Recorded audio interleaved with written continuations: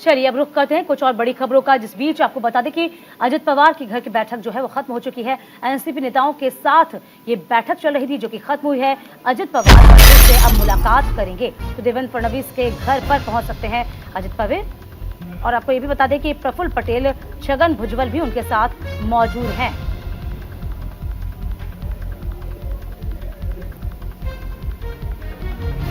तो अजित पवार के घर बागी गुट की बैठक हुई थी और साफ तौर पे आपको बता दें इस बैठक के खत्म होने के बाद कहा गया है कि देवेंद्र फडणवीस के घर जा रहा है, उनके साथ भी मुलाकात होनी है।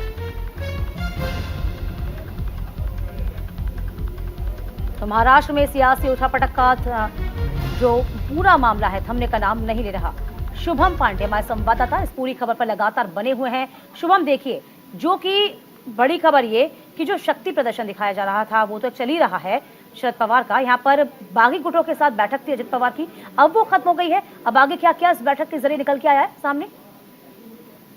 बिल्कुल, देखिए यहाँ पर अजीत पवार की बैठक खत्म हो चुकी है। जो महाराष्ट्र में मुंबई के मालबार इलाके में उनका देवगिरी बंगला है, वहां पर वो रहते हैं, वहीं पर बैठक शुरू हुई थी, खत्म हो चुकी है। अब जो ताजा जानकारी सामने आ रही है कि अजित पवार देवेंद्र फडणवीस से मिलने के लिए उनके घर पहुंच चुके हैं, जो ठीक कुछ ही दूरी पर, कुछ मीटर पर है, क्योंकि सरकारी मुलाजिम है तो सरकारी बंगला सरकार की ओर से दिया जाता है। तो ऐसे में वहां पर वो पहुंचे हैं और कहीं न कहीं यहाँ पर ये चर्चा होगी दोनों नेताओं के बीच की जो 9, 8 और जो विधायक जो एनसीपी के हैं, जो फिलहाल शपथ ले चुके हैं, उन्हें कौन सा खाता, कौन सा मंत्रालय जो है वो दिया जाएगा। मंत्रालय में एनसीपी नेताओं के लिए जो है कैबिनेट की शुरुआत भी हो चुकी है, जहां पर वो बैठेंगे। इसके अलावा देखिए अजित पवार के बारे में जानकारी आ रही है कि वित्त मंत्रालय उन्हें दिया जा सकता है और इसके अलावा पुणे के गार्डियन मिनिस्टर के रूप में उन्हें जो है ये विभाग किया जा सकता है। इसके अलावा जो और अन्य मंत्री जैसे छगन भुजबल हुए हैं, अदिति तटकरे हुए, जो और अन्य विधायक जो है हसन मुश्रीफ हुए, ये जो लोग हैं इन्हें कौन सा विभाग दिया जाएगा, इनके तजुर्बे के आधार पर कौन सा विभाग, कौन सा मंत्रालय खाली है, क्योंकि अब तीनों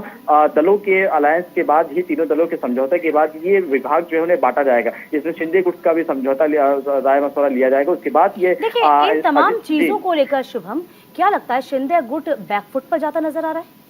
क्योंकि जो उनकी बॉडी जेस्चर है, जो बॉडी लैंग्वेज थी, कुछ ऐसा ही बता रही थी। क्या माने शुभम?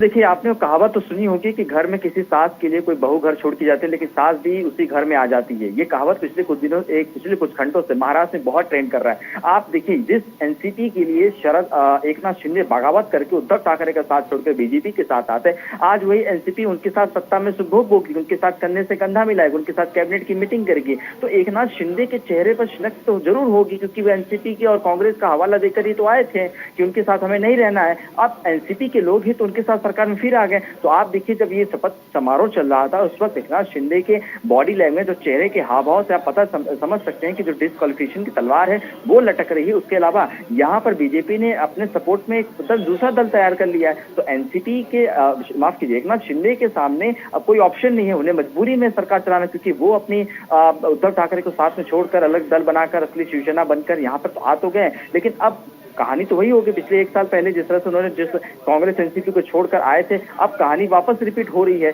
अब और कांग्रेस के कोई विधायक आ जाए तो कहानी फिर वही रिपीट हो जाती है। तो इसी वजह से एकनाथ शिंदे की जो बॉडी लैंग्वेज है और जो चेहरे का हाव भाव है, जो है चेहरे का एक्सप्रेशन है, उसे देखकर तमाम हम लोग अंदाजा लगा सकते हैं कि एकनाथ शिंदे खुश बिल्कुल भी नहीं है, क्योंकि अजित पवार को वो नहीं चाहते थे कि इस सरकार में शामिल हो, लेकिन ऐसा होते हुए दिखाई दिया। अब उनके ऊपर जो डिस्क्वालिफिकेशन की तलवार लटक रही है, शायद ही उन्हें ये पता चल गया होगा कि अब वो डिस्क्वालीफाई हो जाएंगे, 5 से 6 सालों के लिए बैन हो जाएंगे, चुनाव नहीं लड़ पाएंगे, तो उनका करियर भी खत्म हो सकता है, उनका करियर भी दांव पर लग सकता है। इस वजह से शिकस्त जो है उनके चेहरे पर साफ तौर पर दिखाई दे रही है। बिल्कुल। अब आगे यदि हम शरद पवार की बात करते हैं, अब जाहिर सी बात है जिस तरीके से आज सतारा में अपना शक्ति प्रदर्शन शुभम इन्होंने दिखाया है, शरद पवार के द्वारा दिखाया गया, हालांकि दुख बहुत है लेकिन जताएं कैसे? अब जनता के बीच जाने की बात करें, अपनी पार्टी को बचाने की अब चुनौती शरद पवार के ऊपर आ पड़ी है।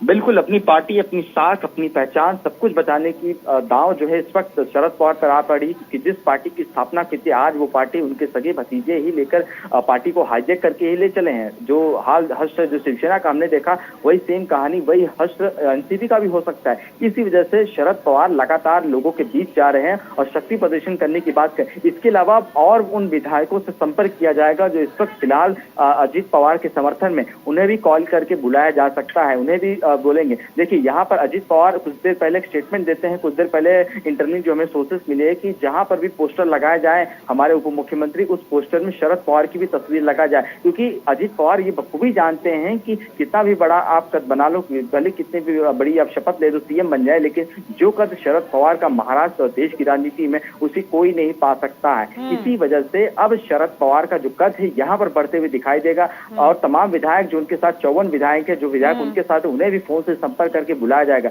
ये 5 तारीख को जो मुंबई में वाईवी चौहान में जब बैठक होगी उसमें देखने वाली बात होगी कितने विधायक। एनसीपी के लिए बहुत मुश्किलें खड़ी हुई हैं, जो कि 2 फाड़ यहाँ पर एनसीपी हो गई है। अब शरद पवार की चुनौती ये कि अपनी पार्टी को बचाएं, यहाँ अजित पवार अपना अलग दावा ठोक रहे हैं। बहुत शुक्रिया शुभम तमाम जानकारी देने के लिए आपका।